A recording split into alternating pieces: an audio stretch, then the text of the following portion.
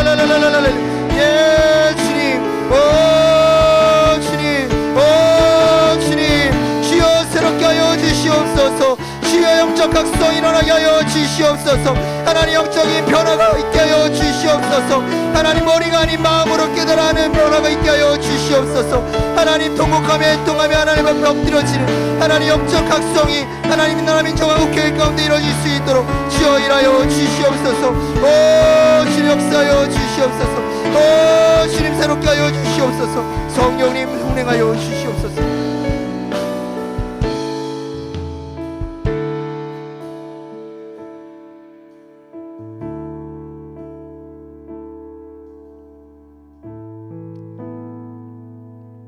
우리가 이 시간에 마지막으로 기도하실 때 우리가 그동안 12주 동안 구약의 여러 인물들을 통해서 배운 기도, 하나님 그 기도가 우리 단순히 지식에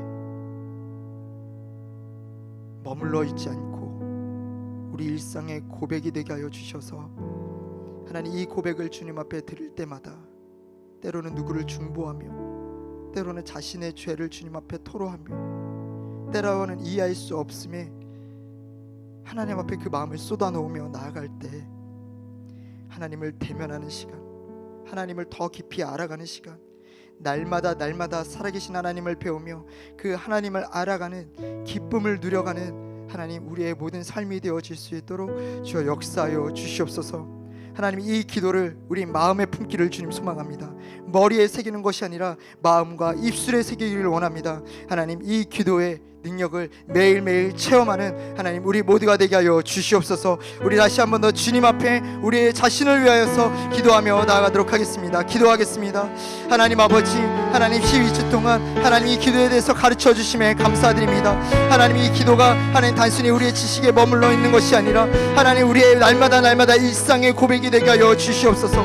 하나님 때로는 우리의 죄를 고백하며 나아갈 때, 하나님 때로는 누구를 위해서 중보하며 나아갈 때, 하나님 때로는 나라 민족을 위해서 기도하며 나아갈 때, 하나님 때로는 이해할 수 없음에 하나님 앞에 그 마음을 쏟아놓으며 나아갈 때 하나님 그 기도를 들으시고 응답하시는 하나님 신실하신 하나님의 에세드를 하나님 날마다 우리 삶 가운데 경험할 수 있도록 성령님 우리를 이끄시고 인도하여 주시옵소서. 하나님이 가르쳐 주신 이 기도 가운데 능력이 있는 줄을 믿습니다. 하나님 말씀 가운데 명하신 이 기도를 하나님 우리의 기도를 취하게 하여 주시옵시고 우리의 마음에 새길 때 하나님 날마다 응답하시는 하나님 우리 가운데 자신을 계시하여 보여주시는 하나님을 만나는 역사, 그 은혜가 우리 매일 삶 가운데 있을 수 있도록 주여 은혜를 베풀어 주시옵소서. 하나님의 기도를 통하여 놀라운 하나님의 일들을 이루어 주시옵소서.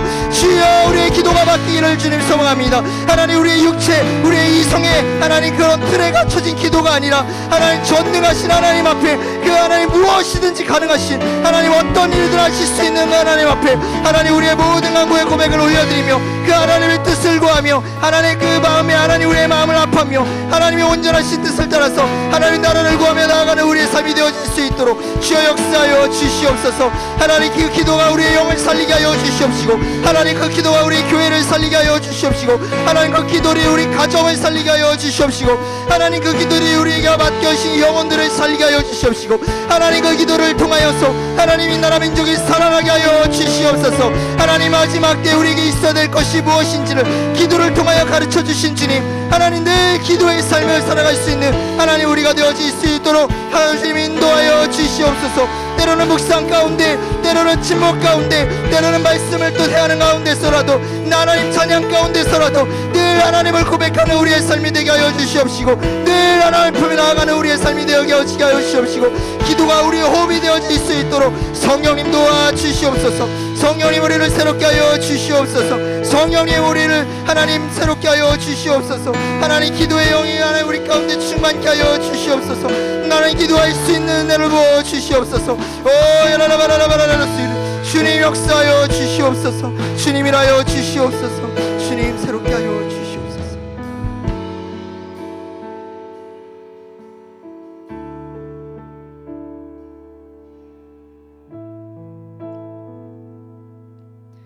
하나님, 그동안 12주 동안 우리에게 말씀하여 주시고 또 우리가 품고 고백해야 될 기도가 어떤 기도들인지를 알게 하여 주심에 감사드립니다. 하나님, 이 기도가 우리의 지식에 머무르지 않고 어떠한 종교적인 겉옷에 머무르지 않고 하나님 우리 심령 깊숙이 하나님과의 그 인격적인 관계 안에서 고백되어지는 삶의 고백들이 되어지게 하여 주시옵소서. 날마다 기도의 삶을 살게 하여 주시며 기도를 통하여 주님을 만나고 주님을 이해하며 주님과의 그 기쁨과 자유를 만끽하는 우리 모두가 되게 하여 주시옵소서. 때로는 우리가 고통 가운데 있을지라도, 때로는 절망된 이 나라의 현실을 보고 있을 때라도, 때로는 소망이 보이지 않는 우리 가정의 현실을 마주할 때라도, 오늘 이 찬양의 고백처럼 오직 우리의 소망은 우리를 위하여 자기 자신을 내어주신 예수 그리스도께 있음을 고백합니다. 그 주님을 기억하며 늘 주님 앞에 나아가 주님의 은혜를 구하며 주님 앞에 우리의 마음을 토로하며 또 주님의 음성을 들으며 하나님의 뜻을 한 걸음 한 걸음 이뤄나가는 하나님 우리 모두가 되게 하여 주시옵소서.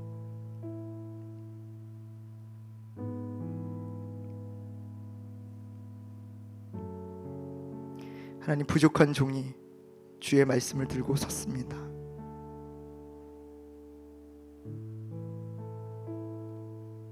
하나님, 12주 동안의 그 모든 여정 가운데 부족한 종의 모습은 지워주시고 오직 하나님의 이름과 영광과 주님이 기뻐하시는 기도만이 우리 안에 남게 하여 주시옵소서. 주님 감사합니다. 주님, 우리 삶을 통하여 홀로 영광 받아 주시옵소서. 이 모든 기도를 주님 앞에 올려드려오며 이제는 우리 주 예수 그리스도의 은혜와 하나님 아버지의 극진하신 사랑과 성령님의 감화감동 교통 역사하심이 날마다 어떤 순간 가운데서라도 하나님께서 가르쳐 주신 이 기도를 붙잡고 하나님 나라를 소망하며 고통 가운데 절망 가운데 주님이 주시는 기대와 소망을 품고 한 걸음 한 걸음 나아가며 이 순례의 여정을 마치기로 결단하는 우리 허브의 모든 성도님들 머리 위와 그의 가정과 일터 위에 주님의 몸된 교회와 이 나라 민족 위에 이제로부터 영원토록 함께하여 주시기를 간절히 축원하옵나이다. 아멘.